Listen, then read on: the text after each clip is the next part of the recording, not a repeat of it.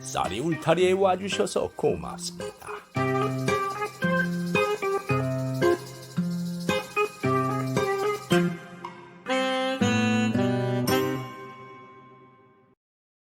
옛날 경상도의 어느 고을에 농사를 짓는 김노인이 살고 있었습니다.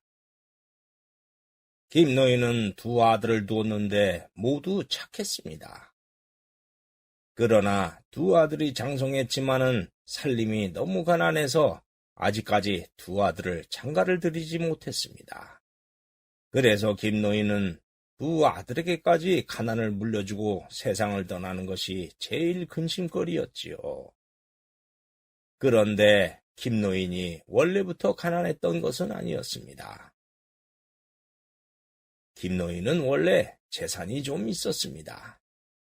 그런데 어렸을 때부터 친구였던 강씨성을 가진 부자 친구가 찾아왔습니다.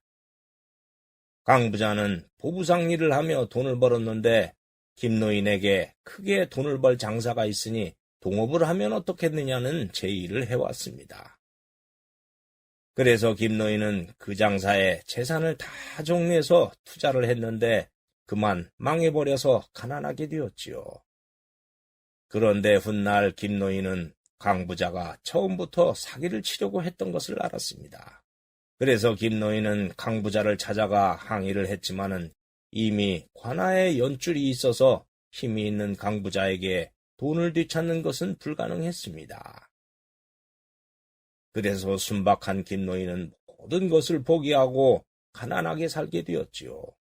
그러던 어느 날 명당터를 잘 보는 어떤 직원이 먼 길을 가다가 해가 기울어 하룻밤 신세를 지려고 강 부자 집의 대문을 두드렸습니다.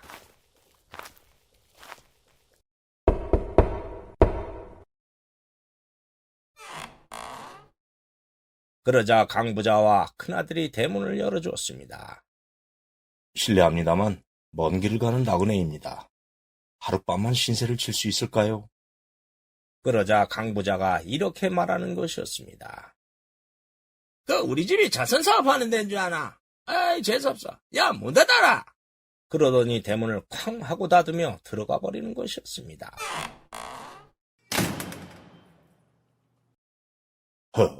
이렇게 의리의리한 집에 먹을 게 없다니 매정해도 너무 매정하구만. 그렇게 직원은 매몰차게 퇴짜를 맞아버렸습니다. 그리고 길을 떠난 직원이 산을 넘어 이번에는 김노인의 집에 가서 신세를 지자고 했습니다. 그러자 김노인은 부인을 시켜서 밥상을 차려주게 했지요. 가난한 살림이라 나물 반찬밖에 먹을 게 없어서 미안하오. 어이구, 어르신, 나물 반찬이면 어떻습니까? 정말 맛있습니다. 직원은 김노인이 가난하지만 천사 같은 마음을 가진 인물이어서 감동을 받았습니다.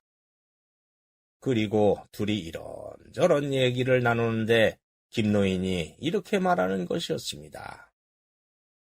나는 살 만큼 살아서 여한이 없는데 살림이 워낙 가난해서 자식들에게 그 가난을 물려주는 것이 제일 근심거리라오. 그렇겠습니다. 어르신의 인생은 어쩔 수 없지만 자식들은 부자가 되는 비결이 있는데 그렇게 해보시겠습니까? 그런 비결이 있다면 내 무슨 일이라도 하겠소. 그러자 직원은 김노인을 데리고 십리 밖에 있는 산으로 데리고 갔습니다. 저는 명당터를 잘 보는 사람입니다. 저 산의 터는 해산 임수에 뒤쪽으로 산이 감싸고 있고 햇빛이 잘 들어있어서 명당터입니다.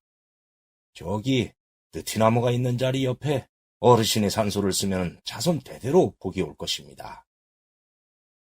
다만 장마 때 골짜기로 물이 흘러내리는 것이 문제인데 그 물길을 다른 곳으로 돌려놓으면 최고로 좋은 터가 될 것입니다. 그리고 산소를 만들 때 절대로 봉분을 만들지 말고 평지로 매장하십시오. 그리고 물길을 트는 일은 꼭 2달 후에 시작해야 합니다.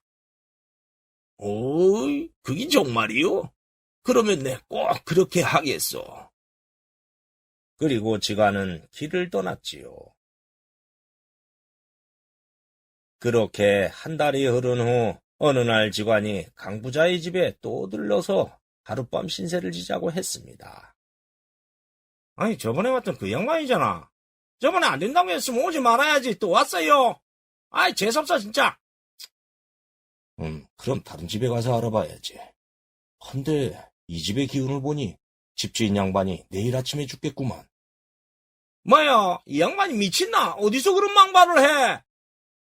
오늘 밤 저 산 너머 주막에서 잘 테니 아침에 내 말이 맞거든 주막으로 오시오. 그렇지 않으면 더 큰 화를 당할 것이오. 그러면서 직관이 떠났습니다. 아들들은 웬 해괴한 넋두리로 생각했지요. 그런데 다음날 아침 강부자가 마당으로 나오는데 갑자기 벼락이 치고 강부자는 그 벼락을 맞아서 숨을 거두어 버렸습니다.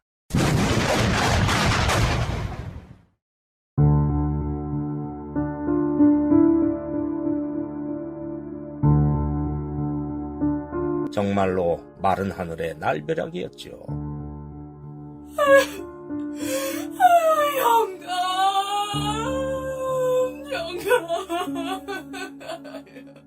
아버지! 졸지의 남편과 아버지를 잃은 가족들은 황당했습니다. 그리고 아들들은 놀라며 직관이 한 말이 생각났지요. 더 큰 화를 당한다는 그 말이었습니다. 그것이 두려운 아들들은 주막으로 직관을 찾아가 무릎을 꿇고 사과하며 자기들이 화를 당하지 않으려면 어떻게 해야 하는지 물었습니다. 아이고, 선비님, 지들이 잘못했습니다. 아버지는 죽었으니까 내만 그걸로 끝나보는데 지들이 화를 당하지 않으면 어쩌면 좋겠습니까? 방법을 알려주십시오. 자네들이 화를 당하지 않으려면 내가 알려주는 명당터에 부친의 산소를 써야 하네. 예? 그럼 그 위치를 좀 알려주십시오. 사례는 충분히 하겠습니다. 그렇게 해서 직관은 두 아들을 데리고 산으로 갔지요. 저기 저 자리가 명당터이니 부친의 산소를 꼭 저기에 쓰게. 그러면 될 걸세. 아이고, 선배님 고맙습니다. 그런데 직관이 알려준 강부자의 터는 한 달 전에 직관이 김노인에게 알려준 산과 같은 산이었습니다. 김노인의 산소터는 강부자의 산소터 바로 위에 있었습니다. 어쨌든 그렇게 해서 두 아들은 직관에게 사례비를 넉넉히 주었고 직관이 알려준 자리에 강부자의 시신을 묻고 산소를 만들었습니다. 그리고 한 달이 흐르자 김노인은 그날부터 직관이 시킨 대로 그 명당터에서 매일 괭이와 삽으로 땅을 파서 물길을 돌리는 일을 했습니다. 그 자리에서 저 아래쪽에는 강부자의 산소가 있었지요. 김노인이 그렇게 힘들게 일을 하자 두 아들은 말렸지만은 김노인은 오직 자식들의 복을 위하는 것이라 쉬지 않고 일을 했습니다. 그리고 드디어 물길이 완성되었지요. 그러나 김노인은 그동안의 과로 때문에 그만 집에서 쓰러져 버렸습니다. 김노인은 죽음이 왔다는 것을 느끼고 두 아들에게 유언을 했습니다. 그것은 직관이 알려준 내용이었습니다. 그러니 꼭 그 자리에 내 시신을 묻어야 한다. 그리고 절대 봉분을 만들지 말고 평지로 꼭 만들어라. 그리고 김노인은 세상을 떠났습니다. 두 아들은 김노인이 말한 그 느티나무가 있는 자리로 가서 그 옆에 아버지를 묻었고 유언대로 평지처럼 만들었습니다. 그리고 강부자의 두 아들은 언제 횡재가 올까 기대하며 살고 있었는데 어느 날 포졸들이 들이닥쳐 두 아들을 묶어서 관하로 끌고 가는 것이 아닙니까? 알고 보니 과거에 강부자가 김노인에게 사기를 쳤던 무역은 밀수품이었던 것이 드러나 버렸습니다. 그래서 체포했던 것이죠. 사또는 두 아들에게 이렇게 소리를 쳤습니다. 두 아들은 듣거라. 너희 아비가 밀수를 해서 그 돈으로 부자가 되었으니 그것은 조정을 능멸한 큰 죄라는 것을 너희들도 알 것이다. 여봐라 이방, 저 형제와 집안의 모든 재산을 몰수하고 가족들을 내쫓아버려라. 예. 사또 살려주십시오. 아이고, 사또. 살려주십시오. 그렇게 해서 두 아들은 거지가 되어 떠돌게 되어버렸습니다. 그리고 김노인의 두 아들은 아버지의 산소자리로 벌초를 하러 갔습니다.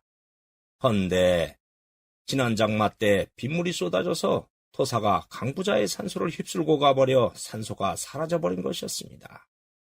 그런데 그것에 비해 김노인의 산소는 멀쩡했습니다. 김노인이 물길을 만들어서 물이 다른 곳으로 흘러갔고 거기에다 평지로 산소를 했으니 물이 부딪히는 일이 없어서 산소는 그대로 무사했지요. 두 아들은 아버지의 유언이 맞는 것을 보고 깜짝 놀랐습니다. 그리고 벌초를 끝내는데 느티나무 뒤쪽에 있던 큰 바위에서 뭔가 번쩍이는 게 보이는 것이 아닙니까? 가까이 다가가 보니 그것은 금맥이었습니다. 두 아들이 돌을 깨보니 금가루가 쏟아지는 것이 아닙니까? 아니, 이건 금이잖아. 예, 형님 정말 금입니다.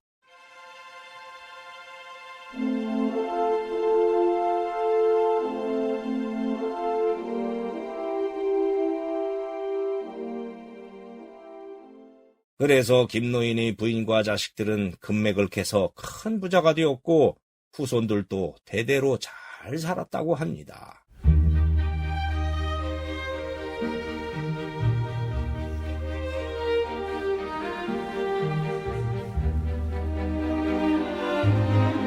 그리고 어느 날 두 아들이 부친의 산소에 성묘를 하러 와서 보니 자연스럽게 봉분이 솟아있는 것이 아닙니까? 하늘이 저절로 봉분을 만들어준 것이지요. 강부자와 김노인이 묻힌 터는 좋은 명당터는 아니었지만 나쁜 사람의 산소를 좋은 사람의 산소가 위에서 누르면 그 기운으로 좋은 명당터로 바뀐다는 이야기가 있습니다. 그래서 지관은 그렇게 했던 것이지요. 남에게 해를 끼친 사람은 언젠가 화를 당하고 착하게 살며 자식을 위해 정성스럽게 노력한 사람은 그 후손이 꼭 복을 받는다고 합니다. 강부자와 김노인에게 터를 봐줬던 사람은 토정 이지함이라는 사람이었습니다. 이지함은 사주도 잘 봤지만 명당터도 잘 봤는데 특히 가난한 백성을 위해 좋은 일을 하며 평생을 보냈다고 합니다.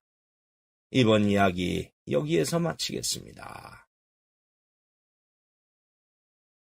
구독과 좋아요를 누르면 다음에 영상이 새로 만들어졌을 때 먼저 보실 수 있습니다.